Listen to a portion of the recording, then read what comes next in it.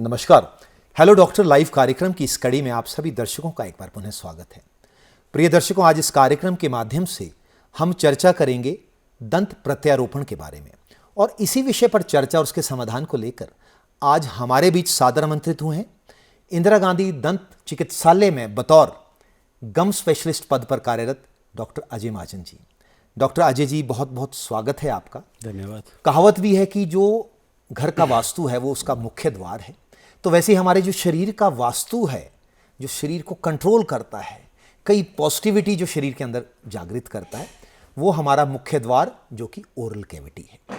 तो oral cavity के बारे में आजकल बहुत सारे आप लोग डेंटल जो विभाग में हैं, आजकल आप अत्याधुनिक जितने भी उपकरण हैं और अत्याधुनिक जो अप्रोचेज़ हैं, जिसमें से कि आज हमारा जो विषय है दंत प्रत्यारोपण, अपने आप में एक बहुत ही आधुनिक टेक्निक है।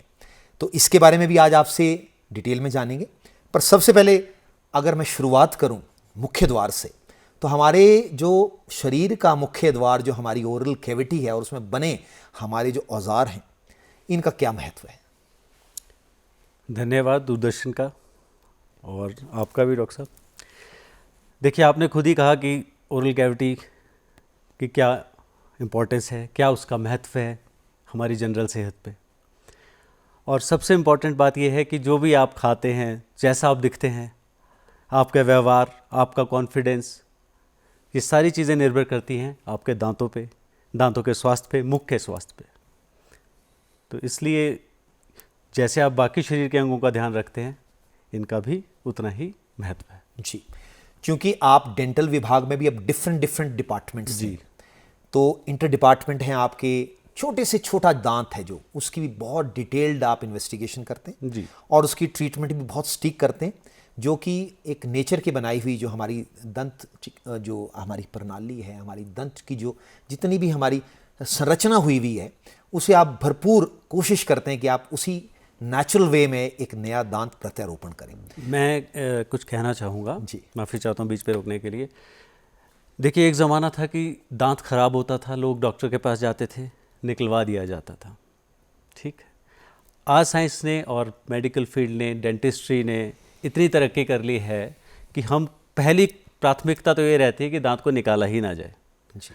जहाँ तक हो सके, अगर कीड़ा लगा है तो हम उसको ठीक कर देते हैं, मसूड़ों में कोई समस्या है, दांत ढीले पड़ रहे हैं, उसका भी इलाज है, दवा से हो जाता है, शल्य चिकित्साएँ अवेलेबल हैं। हाँ, आपकी बात बिल्कुल उचित है। अगर दांत किसी कारणवश, चाहे अनचाहे, एक्सीडेंट में, बीमारी की वजह से नहीं बच पाता है, तो इतनी तरक्की हो गई है कि हम दांतों का प्रत्यारोपण भी करने लगे हैं। जी, बहुत ही एडवांसमेंट और बहुत बड़ी अचीवमेंट है। क्योंकि अक्सर पहले दंत प्रत्यारोपण जिसे डेंटल इम्प्लांट है, बहुत कॉस्टली अफेयर होता था, ये बहुत कॉस्ट आती थी इसमें। पर उसके साथ डेंचर, जब हम पहले की बात करते हैं, तो आजकल भी शायद डेंचर को भी प्रमोट किया जाता है। आज हम आपसे जानेंगे कि जो दंत प्रत्यारोपण है, इसका अगर हम डेंचर के कंपैरेटिवली हम बात करें, पहले यूँ देखा जाता था कि आपके सारे दांत निकालने पड़ते थे जी। तो उसमें कई महीनों आपको इंतज़ार करना पड़ता था। कई टूथ एक्सट्रैक्शन जो आपका फेज़ वाइज की जाती थी कि आज ये तोड़ेंगे, फिर जब वो हील होगा, फिर उसको हील करने के बाद नेक्स्ट दांत की बारी आएगी। पर आज इतनी बड़ी उपलब्धि आपके पास मौजूद है, क्योंकि अगर किसी ने भी किसी कारणवश, जैसे आप खूब बता रहे हैं कि अगर किसी का एक्सीडेंट से कोई चीज़, आपके जो गम्स हैं, उसके नीचे जो मैंडिबल है, आपका हड्डी है, अगर आपकी वो सुरक्षित है, इवन अगर हड्डी भी टूट जाती तो भी आप उसका रिपेयर करके उस पर भी एक नया दांत, बिल्कुल, उसकी नया दांत की आप इम्प्लांटेशन कर देते हैं।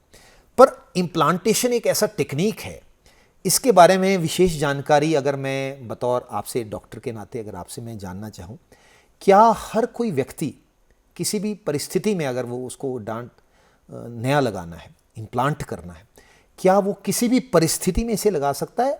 या जिस तरह से आजकल नॉन कम्युनिकेबल कई डिजीज़ भी हैं जी, तो कई बार अक्सर ये देखा गया कि अनकंट्रोल डायबिटीज़ उससे पहले नहीं चेक हुआ, या डेंटल अगर आपने इम्प्लांट कर दिया है उसके बाद अगर किसी को डायबिटीज़, मधुमेह हो जाता है, तो क्या वो भी एक तरह का फॉरेन बॉडी और इन्फेक्शन का फोकस रहता है या नहीं?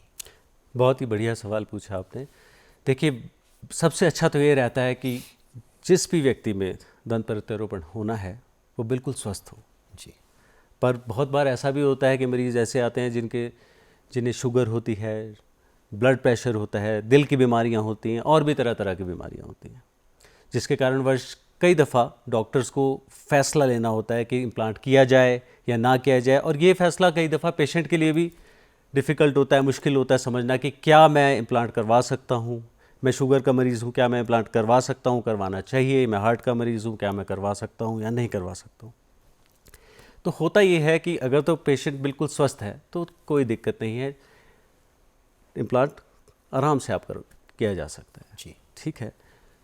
इवन अगर वो बीमार है, जैसे कि आपने उदाहरण दिया डायबिटिक है, लेकिन डायबिटीज़ कंट्रोल्ड है, शुगर लेवल्स उसके कंट्रोल्ड हैं, तो भी कोई परेशानी नहीं है। मान लीजिए वो अनकंट्रोल्ड है, तो पहले डेफिनेटली ज़रूरी है कि हम उसके जो चिकित्सक हैं उनके साथ बैठकर परामर्श करके उनके सहयोग से शुगर को कंट्रोल करें और फिर इम्प्लांट कर दें, उसमें भी कोई दिक्कत नहीं है। इसी प्रकार हृदय रोगी हैं, उनमें भी इम्प्लांट हो सकता है, प्रोवाइडेड कि उनको कोई खून की बीमारी नहीं है, खून का बहना अनिश्चित काल के लिए रुकता नहीं है, कुछ ऐसी समस्याएं हैं तो कई दफ़ा हमें इनकार भी करना पड़ता है। पर ज़्यादातर समस्याओं में मेडिकल साथियों के साथ हम मिलकर इम्प्लांट कर सकते हैं और सुरक्षित तरीके से कर सकते हैं। जी। तो इम्प्लांट, चलिए किसी का आप प्लान करते हैं कि इसका इम्प्लांट करना है, जी। तो क्या क्या वो प्रोसीजर्स और क्या क्या वो टाइमिंग्स और क्या क्या कॉस्ट अगर हम बात करें, क्योंकि दांत में भी मोलर अलग है जिसको दाढ़ बोलते हैं, प्री मोलर है उससे छोटा दांत है, कैनाइंस हैं आपके वो जो तीखे नुकीले दांत हैं, और साथ में आपके इंसाइजर्स हैं। तो क्या मसूड़ों में जो ये जितने भी 4 प्रकार के हमारे जो ये दांत हैं, किसी भी दांत का आप प्रत्यारोपण कर सकते हैं? और अगर प्रत्यारोपण करना होता है तो उसमें क्या जो प्रिलिमिनरी टेस्ट होते हैं, जी। कितना समय उसमें का वो रहता है, और साथ ही में अगर कॉस्ट की बात करें, खर्चे की बात करें, तो कितना कॉस्टली अफेयर है ये? देखिए, आपने कई सारे सवाल एक साथ पूछे, मैं एक एक करके सबका जवाब देता हूँ। सबसे पहले हम बात करते हैं कॉस्ट की। आखिर में सवाल पूछा, पर सबसे पहले लोगों के मन में यही बात रहती है कि कितना खर्चा आएगा, क्योंकि दांतों का इलाज अदरवाइज ऑल्सो बहुत ही महंगा समझा जाता है और कुछ हद तक होता भी है। लेकिन इम्प्लांट एक ऐसी चीज़ है जो कि आज की डेट में सरकारी अस्पतालों में, हमारे खुद के सरकारी दंत महाविद्यालय में भी होने लगी है, जो कि बहुत ही मिनिमल, बहुत ही थोड़े पैसों में आप इम्प्लांट आकर के सरकारी अस्पताल में करवा सकते हैं। रही बात प्राइवेट सेक्टर की, वहाँ पे भी इम्प्लांट करवाए जा सकते हैं, लेकिन हाँ, ऑफ कोर्स सरकारी व्यवस्था से थोड़ा सा उसका खर्चा ज़्यादा आता है। दूसरा सवाल कि क्या इम्प्लांट करने से पहले हमें क्या क्या तैयारियां करवानी होती हैं। तो जैसे कि हमने कहा कि सबसे पहले हमें ये देखना होता है कि क्या जो पेशेंट, जो मरीज़ हमारे पास इम्प्लांट करवाने आया है, क्या वो पूरी तरह स्वस्थ है, क्या उसको इम्प्लांट करवाने से पहले या इम्प्लांट करवाने के बाद कोई समस्या तो नहीं आएगी, कोई कॉम्प्लिकेशन तो नहीं आएगी। उसके लिए हम कुछ ब्लड टेस्ट लिखते हैं जी, जो कि बहुत ही रूटीन, बहुत ही रोज़मर्रा के टेस्ट हैं, जैसे कि खून की कोई कमी तो नहीं है, कोई ब्लीडिंग डिसऑर्डर तो नहीं है, खून बह जाता है, ज़ख्म अच्छे से भर जाते हैं, ब्लड के शुगर लेवल ठीक हैं, बीपी ठीक है, कोई और मेजर समस्या तो नहीं है, और वो सब नॉर्मली अगर ठीक रहता है तो बेहिचक उसमें इम्प्लांट आप करवा सकते हैं। तीसरी चीज़ जो आपने पूछी कि क्या जो ये अलग अलग प्रकार के दांत हैं, इनका खर्चा दांत के हिसाब से होता है, ऐसा कुछ नहीं है। इम्प्लांट अलग अलग कंपनियां, अलग अलग ब्रांड्स के आते हैं, तो पेशेंट अपने इच्छानुसार अपना जेब जितना वो खर्च कर सकता है उसके अनुसार चूज़ कर सकता है जी। तो ऐसी कोई बात नहीं है कि कैनाइन का खर्चा ज़्यादा आएगा और मूलर का कम आएगा। जी। तीसरा इम्पॉर्टेंट फैक्टर है उम्र। बहुत से लोग ये सोचते हैं कि अगर हम बहुत बुज़ुर्ग लोगों में इम्प्लांट करेंगे तो वो नहीं करवाना चाहिए, जबकि है इसका उल्टा। ज़्यादातर जवान लोगों में दांत निकलते हैं, या तो सड़के निकलता है एक आधा दांत, या फिर किसी एक्सीडेंट की वजह से निकल सकता है, पर बुज़ुर्गों में उम्र के साथ दांत धीरे धीरे गिर जाते हैं। जी। उन केसेस में इम्प्लांट वरदान की तरह है, क्योंकि इम्प्लांट सपोर्टेड, जो आप डेंचर कह रहे थे, अब ऐसे डेंचर आ गए हैं जो इम्प्लांट के साथ ही फिक्स कर दिए जाते हैं। पहले जो डेंचर आते थे, आपको ध्यान हो तो दादी माँ के ज़माने के डेंचर कहलाते थे, उनको निकालते थे, कटोरी में रखते थे, रात भर पानी में पड़े रहते थे, फिर सुबह होकर फिर लगाना। अब जो डेंचर्स आ रहे हैं उनको इम्प्लांट सपोर्टेड डेंचर आते हैं, 4-6 इम्प्लांट मुंह में लगा दिए जाते हैं, उसके ऊपर डेंचर को कस दिया जाता है, तो पेशेंट को निकालना डालना ऐसी कोई समस्या ज़्यादा नहीं रहती है, और उनका काम भी वो नेचुरल दांत की तरह ही ऑलमोस्ट करते हैं। तो बुज़ुर्गों में भी इम्प्लांट लगाए जा सकते हैं, लगाने चाहिए जो लगवा सकते हैं उनमें। तो चलिए, आप बोल रहे हैं कि लगाने चाहिए, जी क्या आवश्यकता है अगर आप इम्प्लांट नहीं करते हैं? जी आपका जैसे इक्का दुक्का, पहले भी आपने खुद बता रहे हैं कि 3-4 दशक पहले हमारा ये जो प्रचलन था दांत को लगाने का या उसको बचाने का, कभी भी दांत में आप जिस तरह से बता रहे हैं केरीज, जिसको आम भाषा में बोलते हैं कीड़ा लगा, दांत की दर्द सही नहीं जाती थी, तो उसका सिर्फ एक सटीक इलाज होता था कि उसको उखाड़ देना। जी। तो बहुत सारे लोग पहले, ये जो आप RCT भी करते हैं, फीलिंग्स भी करते हैं, इस तरह की प्रावधान कम होते थे, इस तरह की जागरूकता कम होती थी, तो लोगों का ट्रीटमेंट का जो मोड होता था वो एक्सट्रैक्शन ही होता था। जी। और ख़ास तौर पे डेंटिस्ट जो आप लोग दांतों के विशेषज्ञ, आपके द्वारा नहीं, वो लोकल क्वैक या घर में ही कोई घर का सदस्य ही उसे निकाल दिया करता था। तो आपको क्या लगता है कि आजकल के सिनेरियो में दांत को लगाना क्यों आवश्यक है? अगर किसी का किसी भी कारणवश आपको लगता है कि इक्का दुक्का दांत किसी भी कारणवश, या तो केरीज से या फिर किसी दुर्घटना में चोट लगने से अगर निकल जाता है, तो क्या ऐसी आवश्यकता है कि आपको डेंटल रिप्लेसमेंट करनी बहुत ही ज़रूरी है? देखिए, सबसे बड़ी बात जो आपने कही, एक तो जागरूकता। जो मुख्य कारण था दांत निकलवाने का या बिना इलाज के दांत को उखड़वा देने का, वो ये था कि लोगों में जागरूकता नहीं थी, एक। दूसरा, जिस समय की हम बात करें उस समय इतनी तकनीक भी नहीं थी, ठीक है।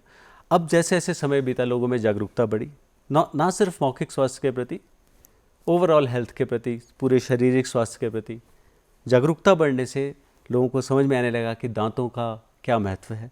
और सिर्फ दांतों का महत्व मुंह तक या सिर्फ दिखने या बोलने या खाने के लिए नहीं, अब ऐसी रिसर्च हो चुकी है जिसमें कंफर्म या प्रूव हो चुका है कि दांतों का स्वास्थ्य सीधा सीधा असर करता है आपके शुगर लेवल्स पे, आपके हृदय के स्वास्थ्य पे, आपकी मानसिक स्थिति पे, प्रेगनेंसी आउटकम्स पे, बच्चों के स्वास्थ्य पे, सांस लेने की क्षमताओं पे।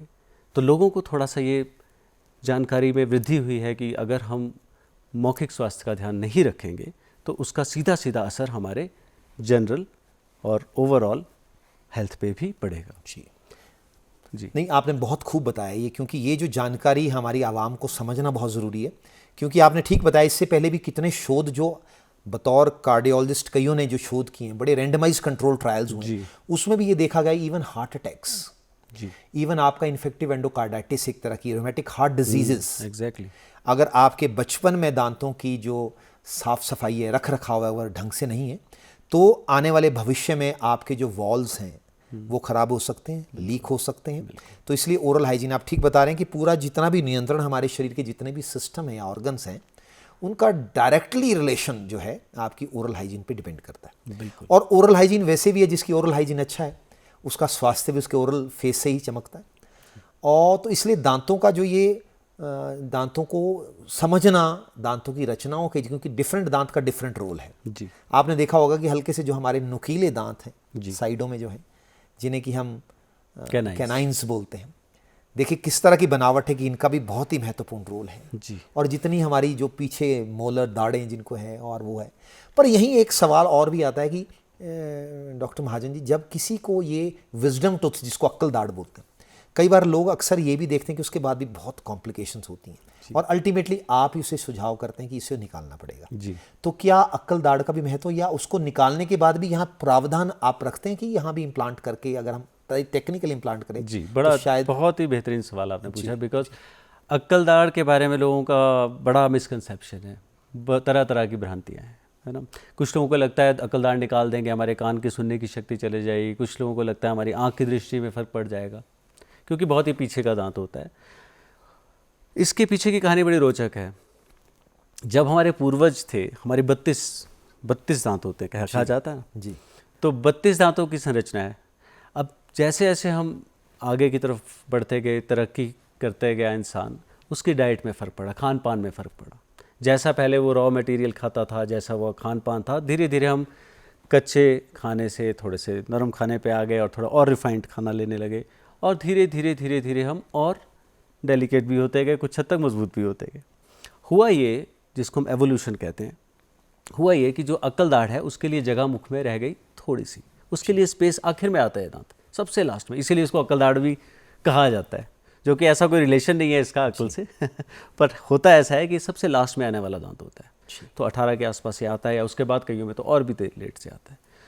तो जब ये दांत आता है तो बाकी दांत आ चुके होते हैं, तो इसके लिए जगह रहती है थोड़ी, तो ये अक्सर आड़ा टेढ़ा या कई बार दांत पूरी तरह से मुंह में आ भी नहीं पाता है। तो लोग क्या करते हैं, यहाँ सफाई नहीं रख पाते हैं, कई दफ़ा मसूड़ा वहाँ सूज जाता है, कई बार दांत में कीड़ा लग जाता है, चूँकि इतने का पीछे का दांत है वहाँ पहुँचना डॉक्टर के लिए भी मुश्किल होता है, तो अक्सर तो इस दांत को निकलवा दिया जाता है। पर ये ज़रूरी नहीं कि हमेशा इसको निकलवाया ही जाए। अगर ज़्यादा तंग करता है, मुंह में नहीं आ पा रहा है, बार बार परेशानी कर रहा है, बुखार आ रहा है, इन्फेक्शन हो रही है, गिल्टी हो रही है, उन परिस्थितियों में हम इसे निकलवा दिए के लिए एडवाइस करते हैं। अदरवाइज़ इसको आप रख भी सकते हैं जब तक ये ज़्यादा कष्ट ना दे। जी देखिए डॉक्टर अजय महाजन जी, आपने बोला कि पहले लोगों का जो खाने की हमारी जो सिस्टम था, आपने खाने की बात करते हैं, इसी पे आगे चलते हैं, क्योंकि खान पान भी देखा जाता है कि आपकी जितने भी गम्स हैं या दांतों की जितनी भी समस्याएं हैं वो भी आपकी खान पान से भी बहुत प्रभावित होती हैं। और साथ तौर पे आपने जो सिस्टमिक डिजीज़ की बात की, जैसे खास तौर पे अनकंट्रोल्ड डायबिटीज़ की बात की, अनकंट्रोल्ड, बिल्कुल, तो वो भी आपके दांतों की जितनी भी गम्स की प्रॉब्लम है या दांतों से रिलेटेड समस्या, ओरल कैविटी से रिलेटेड समस्या, उनको बढ़ाती हैं। तो आपके अनुभव से क्या ये नहीं लगता कि जिस तरह से हमारे पूर्वज, हमारे जितने भी जो लोग 3-4 दशक के पहले लोग थे, इतने ज़्यादा अत्याधुनिक पेस्ट नहीं होते थे, ब्रश नहीं होते थे टेक्निकल, आजकल तो आप टेक्निकल ब्रशेस की बात करते हैं जी, तो उस टाइम लोग या तो अखरोट की छाल हो गए जी, या फिर जो कितनी भी जो कुछ एक वो जिसके दांत कांटे होते हैं जिनमें, उसको शायद तिरमिरा या टिम्बर भी बोलते हैं जी, या कई और चीज़ें भी होती हैं जिस तरह से आजकल नेचुरल चीज़ें जो मिलती हैं, दातुन हो गई, तो वो दांतों की साफ सफाई और रख रखाव करते थे। तो हमारा तो ये मानना था कि उस टाइम आदमी के दांत और मसूड़े ज़्यादा स्वस्थ होते थे बनिस्बत आज जितने भी सिंथेटिक टेक्निकल सब चीज़ें हैं जिनको हम प्रमोट करते हैं। तो आपको क्या लगता है, क्या इनका भी प्रभाव है, ये जो दांतों के गम्स या इम्प्रॉपर तरीके से करने का, ये जितने भी ये सिंथेटिक और प्रोडक्ट्स हम इनको यूज़ करते देखिए हैं? इसमें 2 पार्ट हैं। एक तो जैसे आपने कहा हमारा मानना है, ये थोड़ा प्रचलन ज़्यादा है कि पूर्वजों के दांत हमसे बहुत ज़्यादा स्वस्थ थे और आज की तारीख में हम लोग ज़्यादा अच्छी केयर नहीं कर पा रहे, जो कि सही नहीं है, कुछ हद तक भ्रांति है। उसके पीछे कारण यह था कि उस समय कोई इतना केयर ही नहीं करता था, तो जैसा कि आपने खुद बताया, डॉक्टर के पास लोग जाने से कतराते थे, और दांतों का ही नहीं, आँखों के लिए, कान के लिए, छोटी मोटी किसी भी दवा के लिए लोग घरेलू इलाज पे, उपचार पे ज़्यादा निर्भर थे। जी, एक तो ये। दूसरे ये कि जो दांतों का स्वास्थ्य है वो निर्भर करता है, जैसे आपने बताया, डाइट पे, खान पान पे। खान पान से ज़्यादा वो निर्भर करता है कि दांतों की सफाई आप किस प्रकार रखते हैं। पूर्वज भी रखते थे, हम भी रख रहे हैं। गड़बड़ कहाँ होती है, दिक्कत कहाँ होती है, जब आप बार बार थोड़ा थोड़ा खाना खाते हैं, जिसको हम स्नैकिंग भी कहते हैं, और सफाई नहीं करते। इस मामले में पूर्वज और जो जिनकी हम पिछली पुश्तों की बात करें, कुर्ला करना हमारे यहाँ आम प्रथा थी, खाना खा के कुर्ला किया जाता था, हाथ धोए जाते थे, आज भी बच्चों को हम समझाते हैं। जी, जी, वो चीज़ें अच्छी थी। इसमें हमने ऐड कर दिया, अब हमारे पास माउथ वॉश आ गए, जी, है ना, नए ब्रश आ गए, और तो और इलेक्ट्रिकल टूथब्रश आ गए जिनमें आप बैटरी से चलते हैं, उनको रखें मुंह में, अपने आप वो सफाई करते हैं। जो लोग अच्छे से, जैसे बुज़ुर्ग हो गए, छोटे बच्चे हो गए, कोई हॉस्पिटल में एडमिट है, वो आराम से उन ब्रशेस का इस्तेमाल करके अपने दांतों का ख्याल रख सकता है। तो सफाई और खान पान, इनको अलग नहीं रख सकते। आप ख़राब कुछ ऐसा खाते हैं जो दांतों के लिए अच्छा नहीं है। मान लीजिए आप बहुत ज़्यादा मीठा खाते हैं, बार बार चॉकलेट खाते हैं, मिठाई का सेवन ज़्यादा है, माना जाता है ज़्यादा मिठाई खाने से दांत सड़ जाते हैं। होता ये है, ज़्यादा मिठाई बार बार खाने से दांत सड़ जाते हैं, और अगर सफाई ना रखी जाए तो दोनों चीज़ें एक साथ मिला करके देखनी चाहिए। अगर आप खा रहे हैं तो मेक श्योर ज़रूर ये ध्यान रखें कि साथ के साथ ब्रश नहीं भी कर सकते तो कम से कम कुर्ला ज़रूर करें। जी, तो आपने बहुत खूब बताया कि आपकी जो ओरल हाइजीन है, इसमें प्रॉपर ब्रशिंग, प्रॉपर टेक्निक जो है, जी, अक्सर प्रॉपर टेक्निक की भी जब हम बात करते हैं डॉक्टर महाजन जी, तो अक्सर ब्रशिंग की भी आप बताते हैं, क्योंकि हमने भी देखा है कि हम भी जब ब्रश करते तो ब्रश का मतलब है कि इस तरह से मूवमेंट करना ब्रश का, पर आप बताते हैं कि नहीं, इसे ऊपर और नीचे करके, हाँ, उसके कई अंदर के बाहर और बाहर से अंदर करके सारी चीज़ें। तो अगर ये टेक्निक भी अगर प्रॉपर आपकी ब्रशिंग की नहीं है, तो इससे आपको क्या लगता है कि दांत किस तरह से खराब हो सकते हैं? देखिए, जैसा आपने सबसे पहली चीज़ बताई, ज़्यादातर लोग दांतों को आगे पीछे, जिसको कि इंग्लिश में स्क्रब भी कहते हैं या घिसना, जैसे बर्तन, एक ऐड भी आती थी दांत मांजने जी को लेकर के, तो जो मांजने वाला मोशन है उसमें होता ही है कि ज़रूरत से ज़्यादा दांतों को घिस दिया जाता है। दांत घिस जाते हैं, मसूड़ों में चोट पहुंचती है, मसूड़े नीचे की तरफ खिसक जाते हैं, जड़ें आपकी मुंह में दिखने लगती हैं, दांत लंबे लगने लगते हैं, इंजाइवल रिसेशन कहलाता है ये।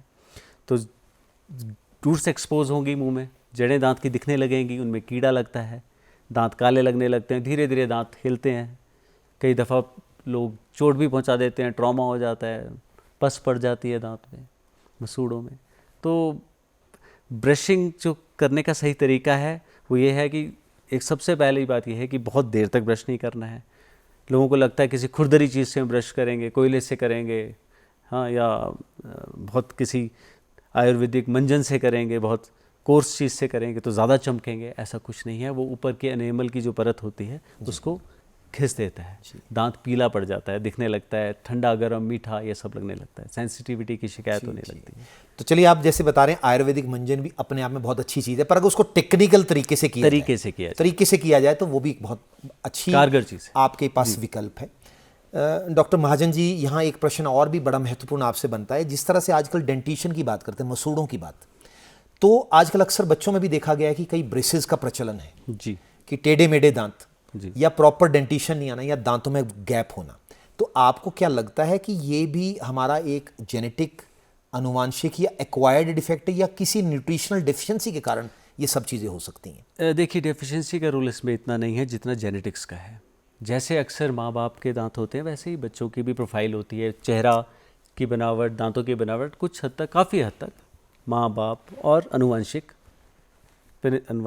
जो ये आपकी प्रोग्रेशन है उस पर निर्भर करती है। रही बात ब्रेसेस लगाने की, उसमें भी दो रीज़न रहते हैं। एक तो होता है फंक्शनल, जहाँ पे आदमी को खाने, चबाने, बोलने, रोज़मर्रा की एक्टिविटीज़ में दिक्कत आ रही हो, वहाँ तो हमें ब्रेसेस लगवाने ही पड़ते हैं, तारें भी लगवानी पड़ती हैं और भी इलाज कराना पड़ता है। कई दफ़ा समस्या कुछ और होती है, बच्चों को लगता है या पब्लिक फिगर्स हैं, आपके कॉन्फिडेंस को फ़र्क पड़ रहा है, आपकी खूबसूरती पे असर आ रहा है, तो भी लोग ब्रेसेस के लिए ज़रूर जाते हैं, तो भी लगवाई जाती है। तो डॉक्टर महाजन जी, यहाँ ये भी देखते हैं कि लोगों के कई चमचमाते हुए दांत, लोगों को लगता है कि कई टेक्निक्स हैं, जैसे कि आप इनकी सफाई करते हैं, स्केलिंग करते हैं, और कई लोगों को ये आदत बन जाती है कि बार बार स्केलिंग करना दांत की स्वास्थ्य के लिए अच्छा चीज़ है जी। तो आपका क्या मानना है कि स्केलिंग भी टाइम टू टाइम अगर होती रही तो ये भी?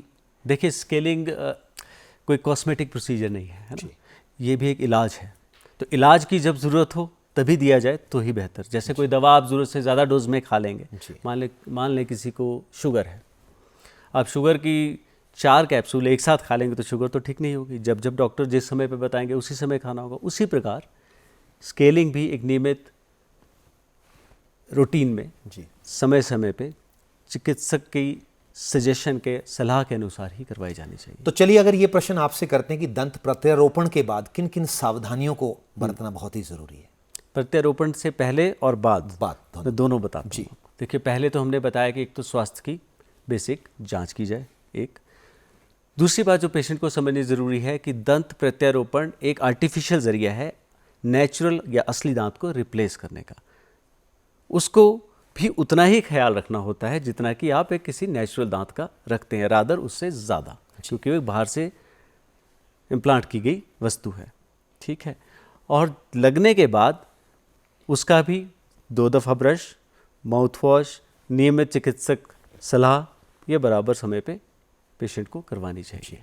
क्योंकि आप गम स्पेशलिस्ट के नाम पे भी जाने जाते हैं जी। तो एक टॉपिक हमारा आज दंत प्रत्यारोपण अलग था, पर अगर हम आपसे ये सौभाग्य लेना चाहिए कि अगर आपके मसूड़ों को स्वस्थ करना है, क्योंकि गम्स की अक्सर प्रॉब्लम देखी गई है, कई लोगों को बहुत ही ज़्यादा फाउल स्मेलिंग, बदबू जैसे मुंह से आना, तो ये दंत समस्या और साथ में खास तौर पर ये जो मसूड़ों की समस्या है, इनको अगर हेल्दी रखना हो तो क्या टिप्स और क्या संदेश आप देना चाहेंगे? देखिए, मसूड़े जो हैं दांतों को सुरक्षित रखते हैं। दांत और मसूड़े दोनों अलग अलग चीज़ें हैं।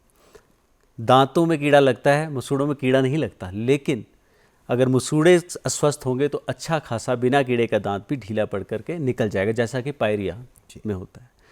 तो मसूड़ों का ध्यान रखने के लिए सबसे ज़रूरी, जैसे मैंने बार बार कहा, दांतों की सफाई, दिन में कम से कम 2 दफ़ा ब्रश, बार बार मीठा ना खाएं तो कुल्ला ज़रूर करें, उसके अलावा अपनी डाइट में विटामिन्स जो कि फलों में, हरी सब्जियों में, इनका सेवन अच्छे से करें।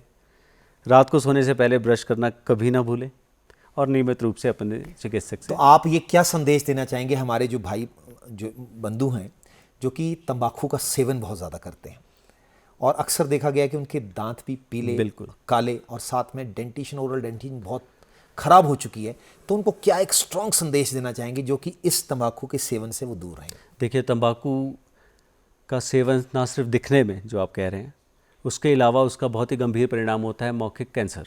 जी।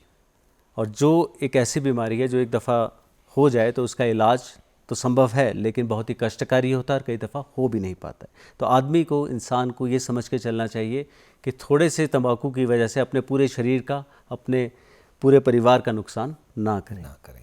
तो एक और मानना भी एक, या मिथ कह लें, लोगों का ये मानना है कि जो मदिरा पान है जी, वो दांतों के कीड़े को मारता है और दांतों को बहुत स्वस्थ रखता है और लोग कई बार उसके कुरले करके उसको पी जाते हैं। देखिए, आप इसमें भी वही भ्रांति है। होता क्या है, माउथ वॉश जो आते हैं उनमें अल्कोहल होता है, जी, ठीक है, जिसको मदिरा भी लोग क्या समझते हैं। लेकिन जो मात्रा अल्कोहल की दवा में होती है वो दारू में नहीं होती, ठीक है। तो ये मदिरा पान कभी भी किसी भी तरीके से नहीं करना चाहिए और हानिकारक ही है स्वास्थ्य के लिए, चाहे वो मौखिक स्वास्थ्य हो चाहे शारीरिक स्वास्थ्य हो।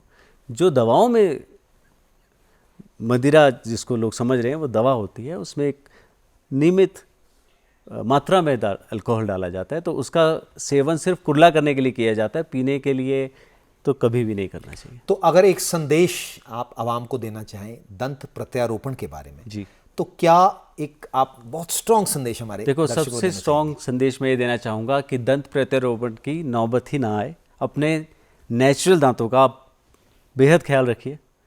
फिर भी कभी ऐसा हो कि दांत निकल जाए किसी कारणवश, तो घबराएं नहीं, आराम से अपने चिकित्सक के पास जाएं, निश्चिंत होकर के आप दंत प्रत्यारोपण करवा सकते हैं।